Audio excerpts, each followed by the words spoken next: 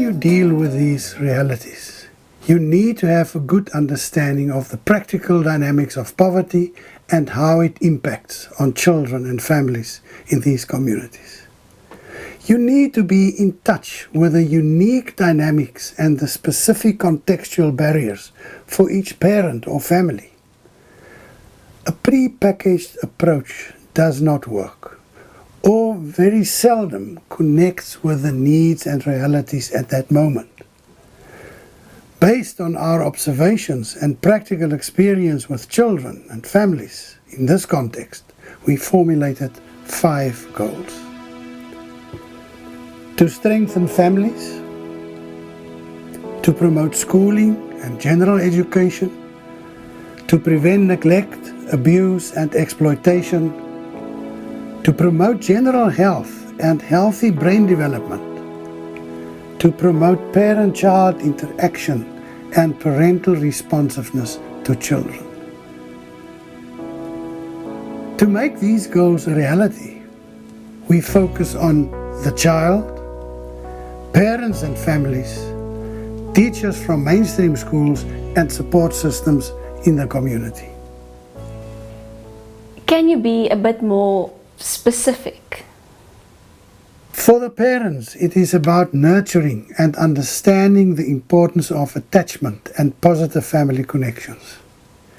It's about parenting and communication skills, parental resiliency to manage the negative impact of poverty. It is about impulse control, mentalization skills, practical family support, and community-based support systems. You refer to mentalization as an important skill. What does that mean? Mentalization refers to emotional sensitivity on 2 levels. One being your ability to be in touch with your own feelings in the here and now. And the other, to be sensitive to the emotional states and needs of the other. The ability to be in tune with your own emotional processes and emotional cues of others. In the context of poverty, where survival is a priority at all costs, this becomes quite a challenge. Is it the same for children as well?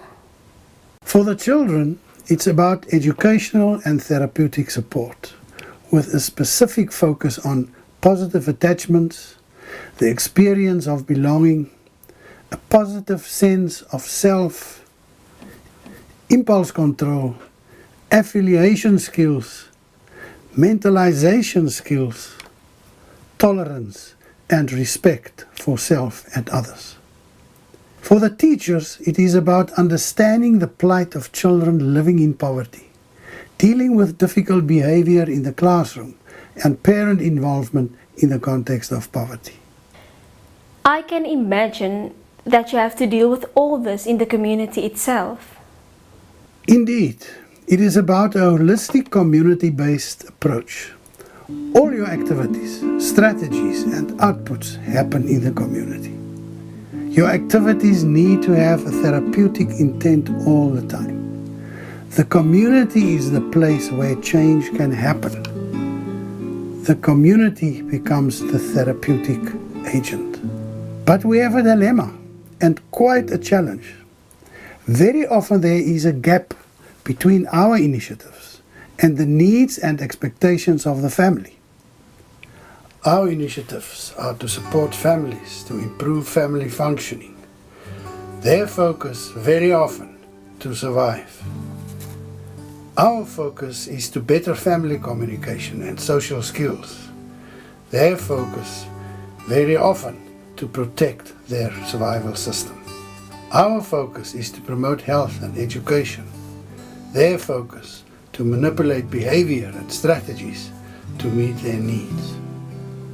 Our focus to enable parents to understand the importance of early childhood development and to prevent neglect and abuse. For them, very often, neglect and abuse are part of their survival strategy. Your focus and initiatives make sense. But you've mentioned that a pre-packaged approach is not the best way to go. Isn't the initiatives you've mentioned a kind of pre-packaged approach? No, not at all. Our goals are based on local, community-based and other research findings and new learning from practice over time. By the way, this is also in line with the policies about family and child support, as mentioned in the session about dealing with human behavior. But that in itself does not guarantee that you're on the right track in dealing with all the variables in the complex reality of poverty. You are right. In practice, we need to create a joint focus where the parent is actively part of the decision-making and the therapeutic processes. The parent becomes a participatory agent in the change process. But how does one go about all this? Apart from a clear understanding of your goals and your defined focus groups, you need a community-based structure or places where all activities can happen. A container system rendering services in the community. These services are linked with trained community members, running programs with small groups of children in their homes. In practice, these home unit workers are in touch with the families of these children and involve them in their home-based programs. Accessibility for support and services at any time becomes a key factor. Community street workers meet with children and parents in the community on an ongoing basis and integrate them into the services of the project. They also work closely with the mainstream schools and clinics in the area. This is a good example of a holistic community-based structure. Can you share a bit more? Here you can see some container activities on street work and the activities in the community-based home units. Within this structure, you refer to your overall goal as child and family well-being and empowerment. What else needs to be in place for change to happen? You are right. The overall goal is child and family well-being and empowerment. As a strategy linked to our operational understanding of change, we've outlined 3 poverty-based realities that consistently undermine healthy development of children and families, leading to compromised well-being and disempowerment. They are high stress levels in families and in the community, violence and family disruption, exploitation, abuse and neglect of children, not giving them the opportunity to go to school, and emotional, physical and general health problems. The challenges and possibilities for change lie at this interface. This is where pre-packaged approaches very often create misunderstanding and resistance because it is not in line with or attuned to the needs and realities of the moment. For example, you want to speak to a mother about her child being involved in using drugs. You have the contact information of that mother, but somehow cannot get hold of her. The reality is that this child actually stays with her grandmother and cannot convey messages to the mother. But some days she stays with her aunt when the grandmother goes to the scrapyard to pick up and sell some scrap. The dilemma is that children very often are caught up in ever-changing systems. I shall share more about this and the practical implications in follow-up sessions. A week ago, you contacted parents about their daughter who is absent from school from time to time. It is a Wednesday morning, the week after. They did not respond to your requests. This is the family's Wednesday morning.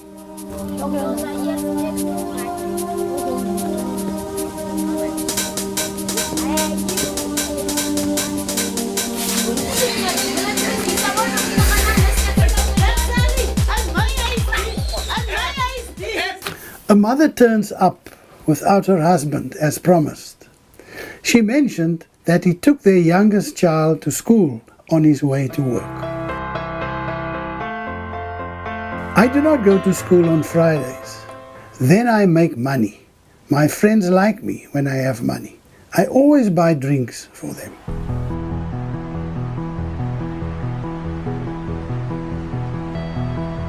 My son, he's 13 now, cannot go to school today because I got a job for the day. Your mother did not turn up for her appointment yesterday. It's the second time. Did you give that letter to her? No, sir. You never do things right. How many times must I tell you to pay attention? You are more of a problem than anything else. What he could not tell the teacher was, you see, sir, this is my mother. Again, to make a real connection, one has to understand the unique needs of children and families in the complex survival realities of living below the poverty line. As mentioned, one also needs community-based structures to ensure accessibility and support services on a 24-hour basis. A prepackaged approach with no real connection with the realities of the families is not the way to go. Parents are not objectified as problems, but have their role valued both in the process of sharing and identifying their needs and taking ownership of the possible changes and solutions. The shared reflection of experiences and difficulties offers the potential for change. The parent is the experienced expert of his or her problem or dilemma. Our challenge is to be able to listen to the experts. Attunement to the needs and realities of the parent is vital. In the context of poverty, this is a huge challenge. As mentioned, we need to have a good understanding of the impact of these contextual barriers on behavior and family lifestyles. Barriers about time, money, lack of focused thinking, physical effort, social deviance, non-routine, and lack of motivation for life. More about this in another sharing session. However, these identified challenges also hold the pathways through which interventions are channeled. Identifying the unique barriers of each family and the focus on mother-child attachment and maternal sensitivity is often more effective in solving the problem than a focus on the problem itself. We start by focusing on mother-child diets as pathway to father and family involvement. Through parent and child support structures and processes, coping skills are learned that translate into positive I am, I can experiences. This enhances self-respect, positive self-esteem, and mentalization skills. This is done through the developing of trusting relationships in the family, mother-child attachment, and positive family connections. So the aim is to lower high stress levels and family disruption. Interactive guidance has proved to be a powerful tool in helping to develop positive communication and has been instrumental in enhancing parent and child attachment. More about this in follow-up sessions. The creation of community-based home units for learning and parent support creates educational opportunities and prevent neglect, abuse and exploitation of children. Support and training is offered to parents who also become involved in the schooling and educational processes of their children. Community partnerships are part of the holistic approach. It involves social support systems, schools, and health clinics to better the emotional, physical, and general health conditions. Through these targeted interventions, children and families are equipped to break through the barriers created by poverty towards achieving the goals of child and family well-being.